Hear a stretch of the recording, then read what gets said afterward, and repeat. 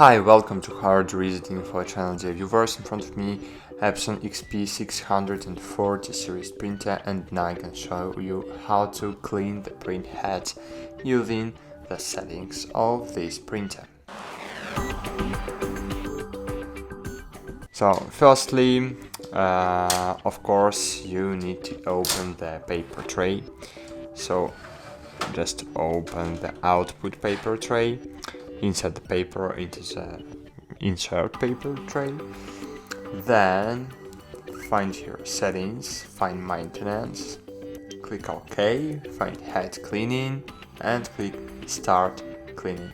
And unfortunately I have no inks to start the cleaning process, but if you have, in this way you will be able to clean the cartridge, you will be able to clean your print heads.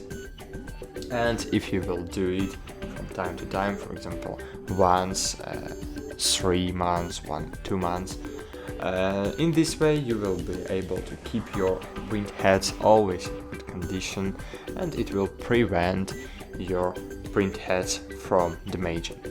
So that's it, thanks for watching, like this video, subscribe to our channel, and bye. See you.